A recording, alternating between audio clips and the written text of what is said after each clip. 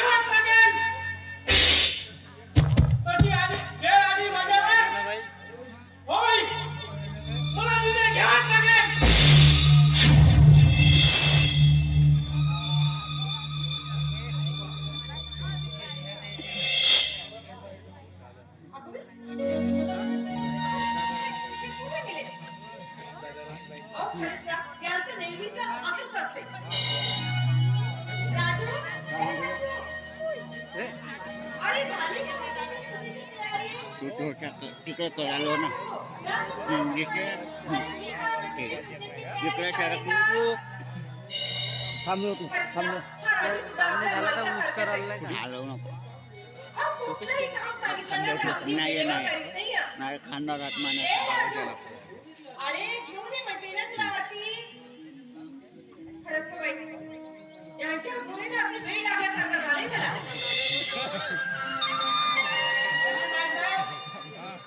तुम्ही सांगितल्याप्रमाणे ही आरती आणि हे ताजं पाणी घेऊन देत होती. बरं आता चला उद्या उठून टाका. तुमची चालू ना काय रे राजू? अरे पण मी म्हणते तू प्रत्येक कामामध्ये उशीर का बरं करतो का? वाईटची काम करताची कशाची? वाईटची बाबांनी आत्मा वेळेचा काढला. या वर्षी 2-4 पोरी पाहून द्या म्हणजे झालं. एक पुढे गाडी सारखं म्हणून समजा. माईक वर ठेवायचं वारे वा वारे बैल बाबा. इथंच बसतो आपलं कामच आहे ते कॅमेरा चालू आहे का आमचा बरं ठीक आहे या वर्षी नाही तर मग तिकडे थांबत इकडे इकडे बर्गनची राहायची नाही सेटिंग अडचण केलं आज या पांडुरंगाची पूजा त्याला उशीर होतो.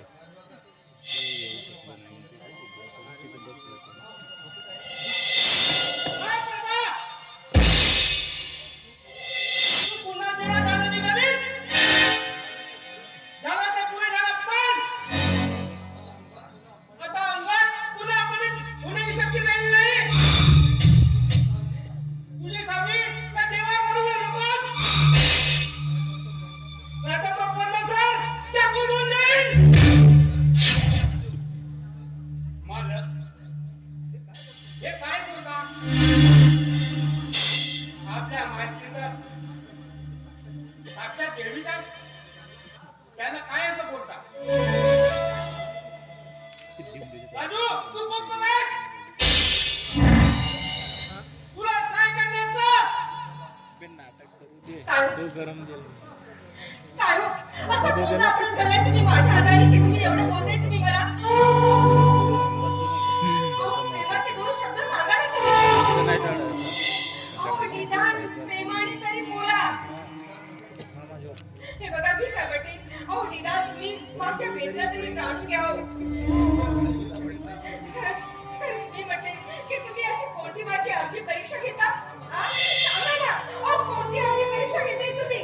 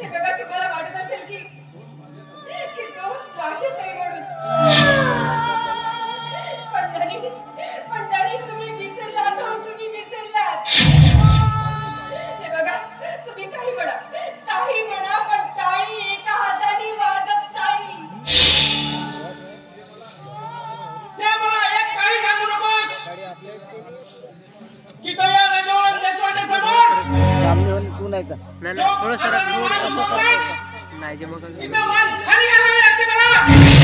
माझा समज दिसते का फक्त तुझ्यामुळे स्टेज स्टेज असं खूप लहान कोंडी तुला घालते. पण अशा लालची सरदारी माय बापांना बोलू नका. या मागीला संतान प्राप्तीसाठी नको नको ते व्रत केले. पण देवच विसरून झाला तर काय सांगायचं काय. समजून घ्या समजून घ्या. मग सांग तुझ्या माऊलीला कुठं तरी निघून जा म्हणून.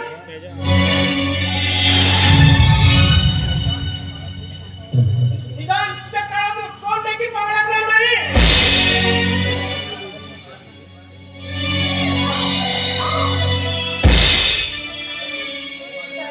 बाळासाहेब जाऊ द्या महाराजाचे बोलणं म्हणाले. अरे तुझे मला किती बोलतात ते मला किती छळतात मला बघ ना. महाराजाचा राग स्वाभाविकच आहे. कारण त्यांनाही वाटतं वंश चालवायला कुणीतरी हवंय म्हणून. पण खरं सांग या सगळ्यात मीच दोषी आहे का रे? मीच दोषी आहे. तुला तरी असं वाटतंय का? हे बघ राजू आणि मला आई पण यावं मला सुद्धा वाटतंय. पण देव का बरं माझी अग्नी परीक्षा घेतो त्या देवाला ठाऊक रे. त्या पांडुरंगाला ठाऊक त्या विठ्ठलाला ठाऊक. बाळासाहेब सांभाळत स्वतःला. तुमची सदा वाया जाणार नाही. विश्वास ठेवा. देव तुमच्या गर्भात नक्कीच राहील.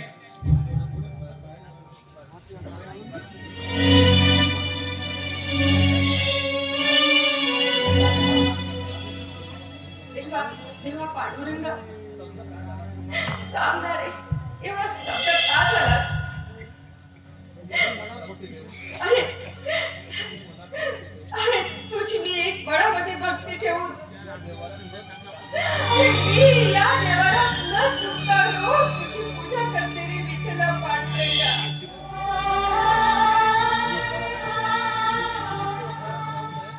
अरे तू एक अंधारामध्ये राहू नये म्हणून अरे प्रकाश देण्याची.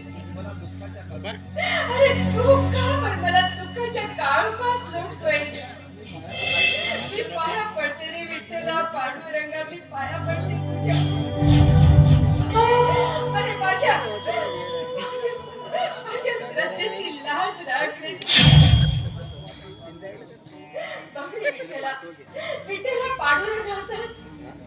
अरे स्वार्थी होण्यास माझा अंत का बघतोय.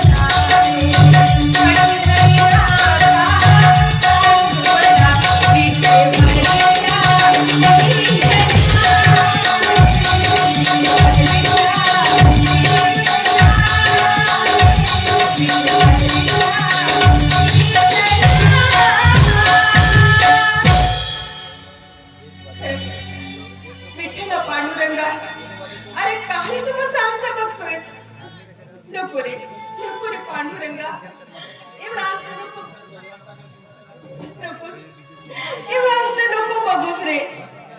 अरे या अभागिनीची हाक ऐक, माझी कूस रुंजव, माझी कूस भर. खरंच रे पांडुरंगा, नाही प्रभा, तू जर माझी कूस नाही भरून काढलीस ना, तर तुझ्या पायाजवळ मी माझा डोका आपण मी माझा प्राण देईन. का रे माझ्या जीवनाच्या निर्माणाला, का रे माझ्या जीवनाच्या